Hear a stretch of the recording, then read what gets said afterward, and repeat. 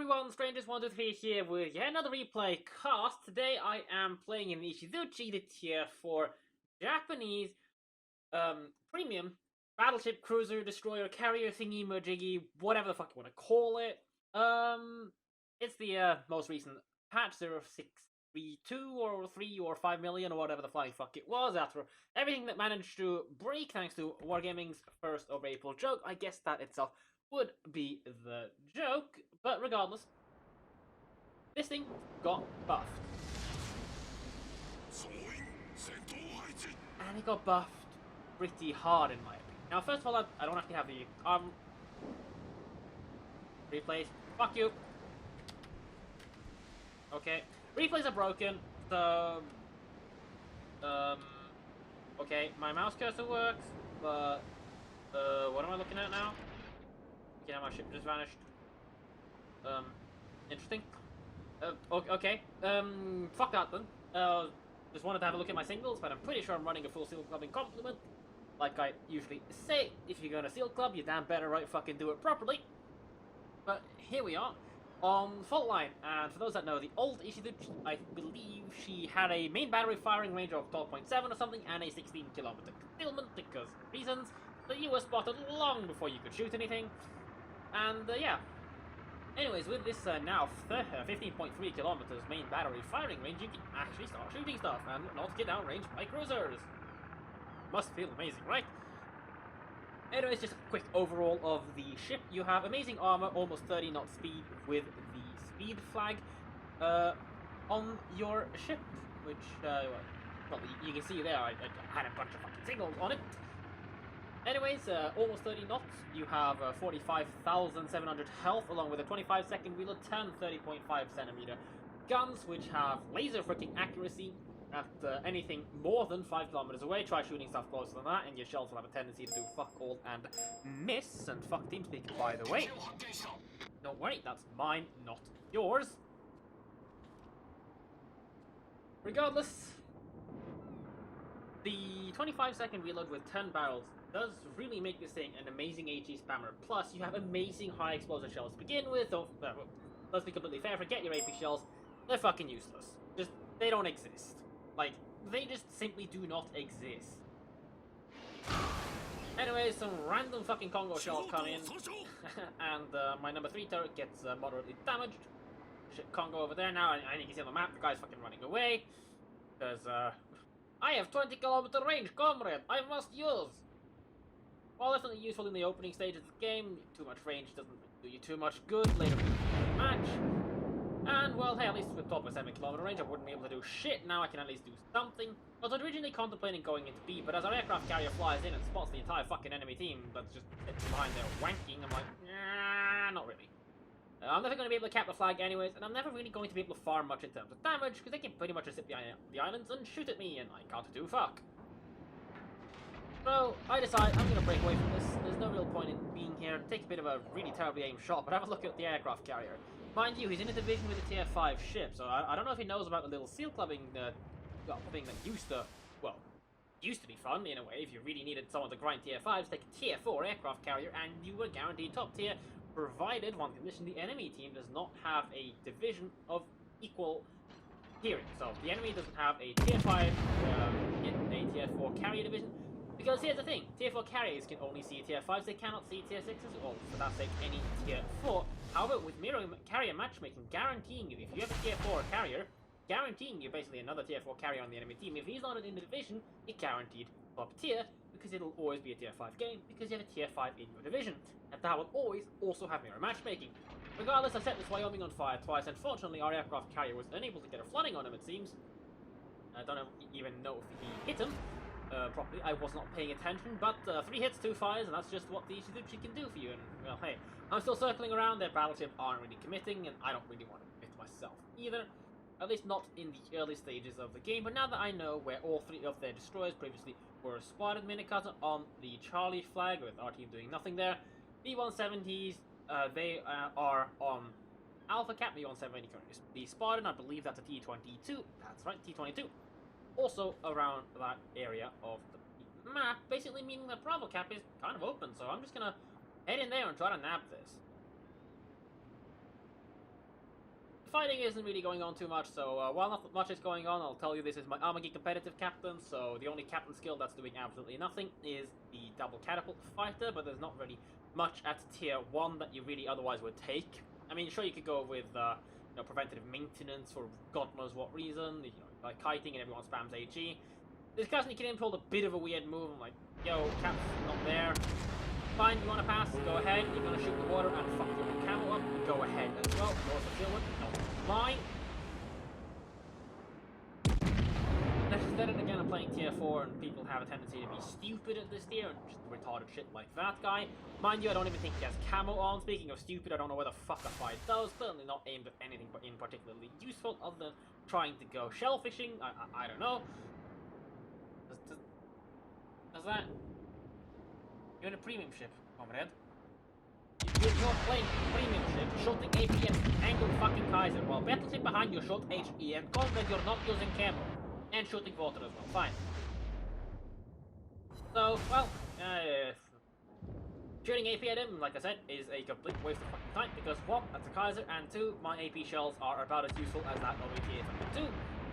Looking at you, because they're just as fucking useless due to soft stats that you don't get to see. Oh hell, you don't even get to see penetration.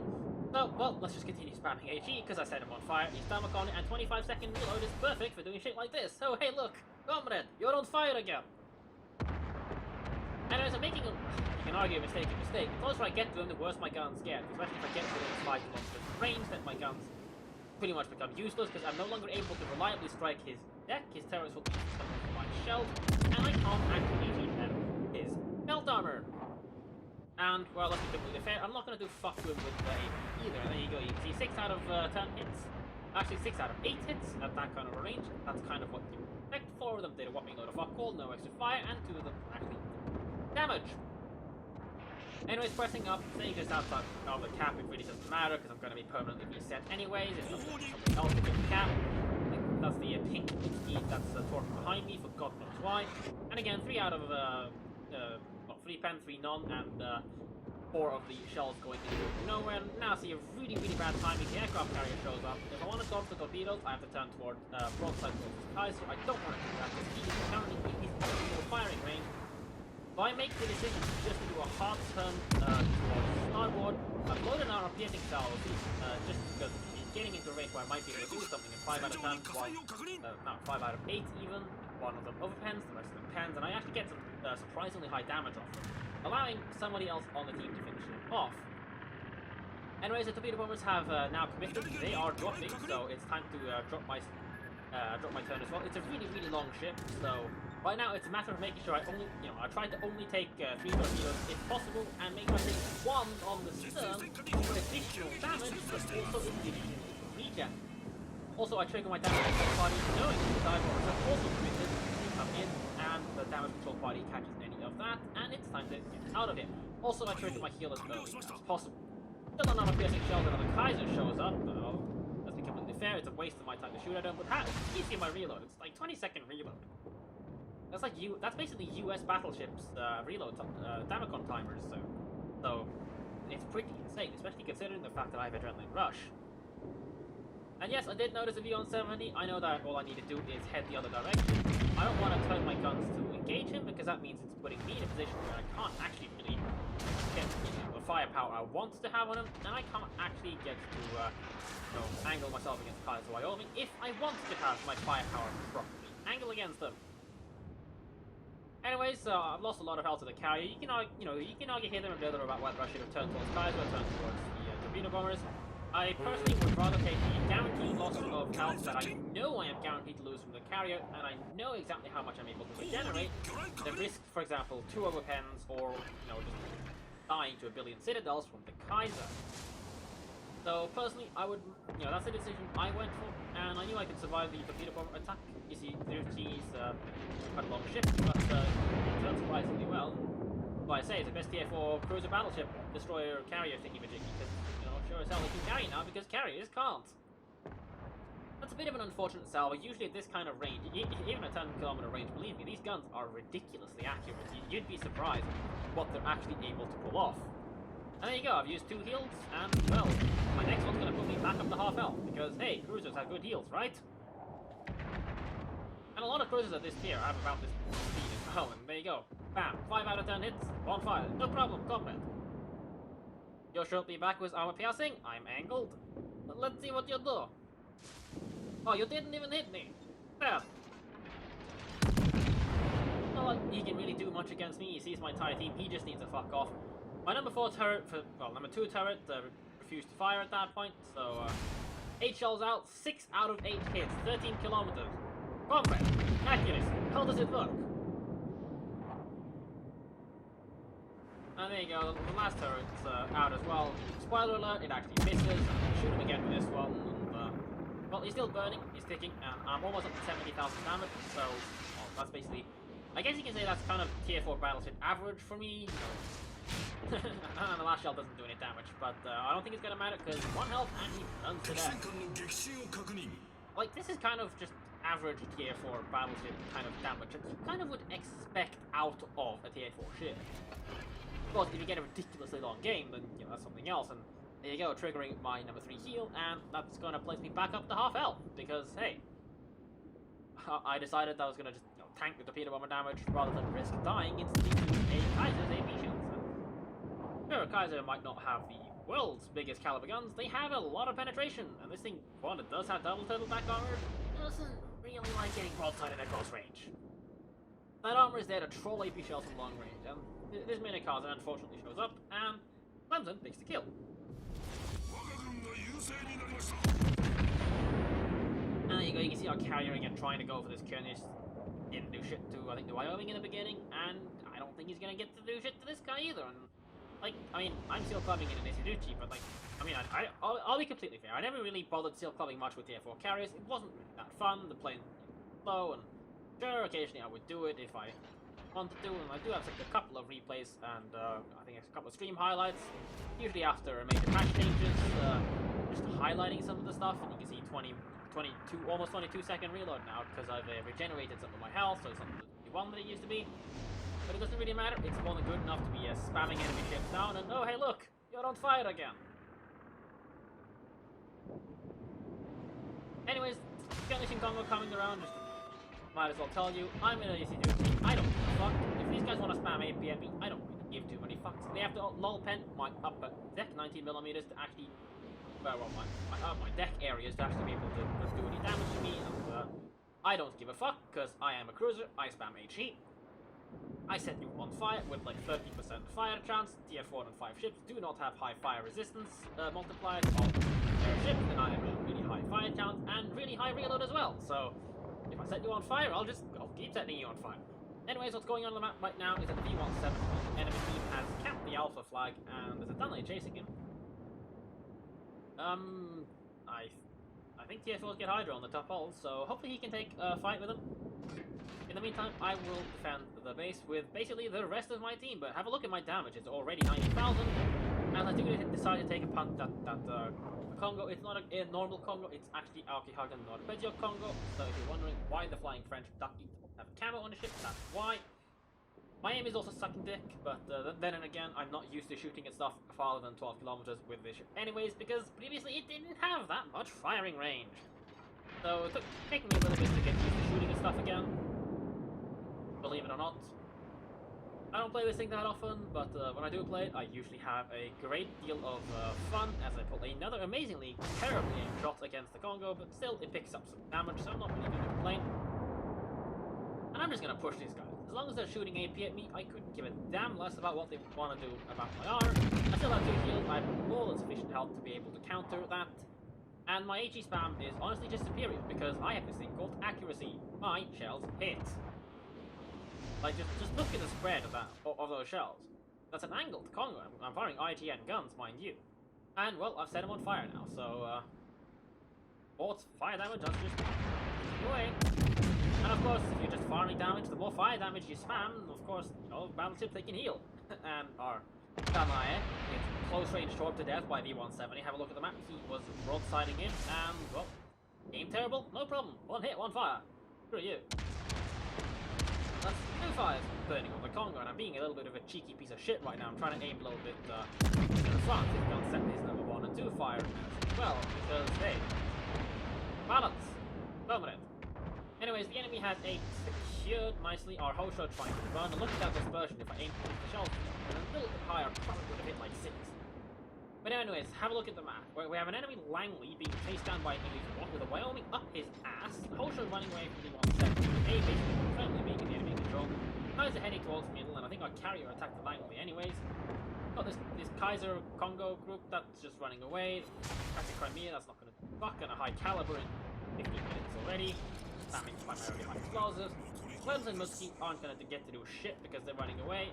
I don't know what the hell that's actually Itshisushi on the 9 lanes at the bottom of the map. That's this guy down here, that's the Sushi. The other guy. And well, he's not going to get to achieve much. Have a look at his scoreboard later on. And look, I'm 120k damage, still spamming HE. Because hey, cruisers, how do you play them? And now just angling against, maintaining as good angle against the Kenish as I can, while continuing to try to spam the Congo down. Only 1 turret fires there, my number 2 fires there, someone shot at me and missed. Deflection, again coming in. My turrets unfortunately get a little bit destacked here. In this kind of situation, I prefer to just keep my turrets stacked, firing together. Congo Damacon's my fire, which personally I couldn't care less about. And the Kenish he's losing health, but that's why I don't want to shoot him, because I want him to heal. I want him to heal so I can shoot him more. That's a good thing about AG, because fire damage can fully be regenerated, so I can stat my pad by stats, I mean, at tier 4, right? Right? Guys, right? Anyways, another fire on the Congo. He's definitely having a bad day. If I get the kill on this Congo, that would definitely be a arsonist, which I was actually trying to get right now, which is kind of why I'm focusing him down, because I probably wouldn't have gotten it on the Kurnish if I kept spamming him. Congo picks up our crappy Crimea, which is kind of nice, because it means, well, 1 less guy spamming, and there you go, Witherer on the Congo. A little bit sad that shell didn't set a fire. But I know that he's, doesn't have a damage control party, so I'm looking at the Kurnish, but realistically I should continue spamming the Congo down. The more damage I can do to him, the better it is, because this Kurnish, he's not going anywhere. The Sushi behind me is probably out of range and is never able to do anything. A little bit unfortunate with the dispersion, and I strike his gun, so it doesn't do any damage, don't even get a fire. And have a look at that New York Kaiser group that's over there. The Wyoming that's chasing them is still alive. They have, they've basically control of all the cats. The points that they had are coming back, but on my end, I couldn't care less. Congo misses me, and I entered this fight basically on half health, chasing them. And how can I say? I'm gonna leave this fight with 70k-ish more damage, 60-70,000 more damage than I had starting the fight, having lost basically no health. Unfortunately, the Congo gets awake, so he's no longer shootable by me, so I'm just gonna pick up this Kurnish. Dispersion! Comrade! Anyways, spoiler alert, that's the last damage I'm gonna get from this game. The remainder is just the Congo that's ticking down, so I'll use this time to talk about, well, my opinion on Sealclubbing. Firstly, I don't Sealclub that well. Okay, you can argue the case that, whatever tier I play, I Sealclub what the fuck anyways, but I don't really think tier 4 is that much fun, but it just got a lot, I guess you can say a lot less unfun with buffs to things like the Sushi, which I just don't understand. I mean, Wargaming's excuse/clause for taking away manual drops for tier 4 and 5 carriers was, hey, we want to reduce Sealclubbing and make it easier for people to get into the game. And then look at things like Gremiasti, Itshisushi, Imperator Nikolai, Architect Beta, which also got a buff. And I'm just sitting there thinking, Wargaming, that don't make sense. If you want to reduce Sealclubbing for everything, because it's a lot easier to Sealclub in something like Kamikaze R, Clemson, look at the guy next to me, just check his scoreboards after the game.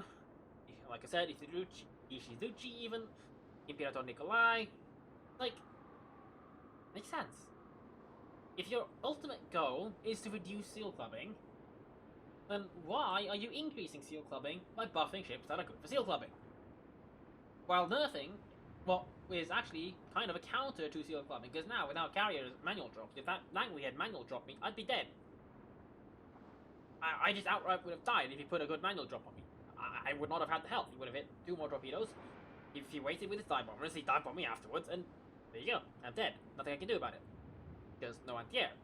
That's the thing. It's obviously difficult to balance to pull at the tier 4 and 5 with carriers, and I've got quite a few ideas about it that I've kind of shared here and there. Primarily, I'm looking at you, Bogue. But anyways, I really just wanted to share this replay, because it's pretty ridiculous. I also played the Archiship beta. Mind you, this was a game on my live stream, so if you want to check the VOD for that, go ahead. But anyways, we win. Having a look at the post-battle results screen, 229,598 credits, 5.2 3k experience. This was a first win. Don't think I'm running any singles and stuff that boost my experience, because you don't really need it. It's also 19-point captain. Anyways, 144,186 damage. The Kong got burned for a little bit longer. 2 assisted caps, 2 kills, 13 fires, and 4 secondary hits that don't really do much. Over 85 main battery shell hits.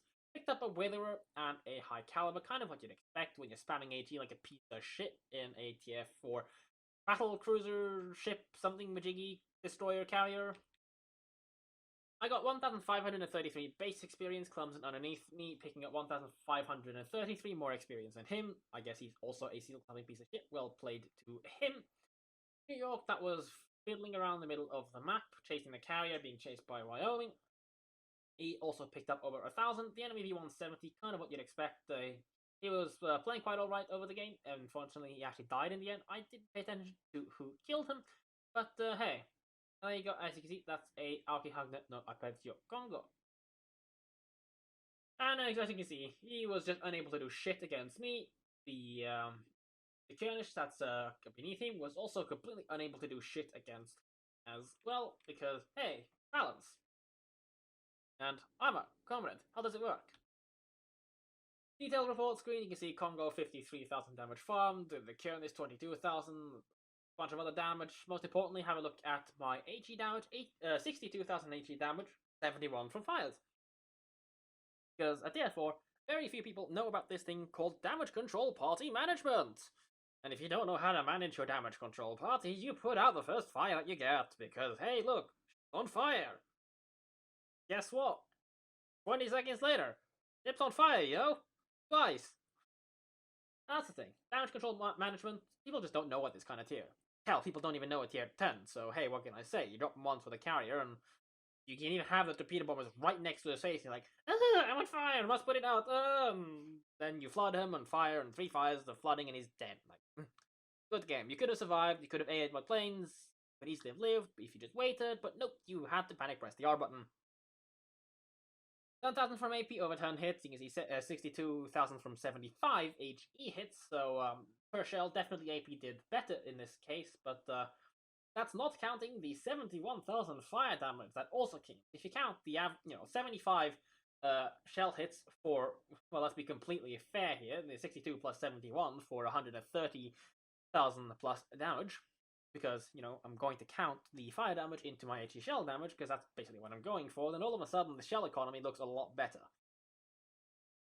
And if you want to have a quick look, here's my post-battle credits screen. Yes, I am running full consumables and well, not camos, but stuff like that, because if I'm going to Seal Club, I'm going to damn right do it properly.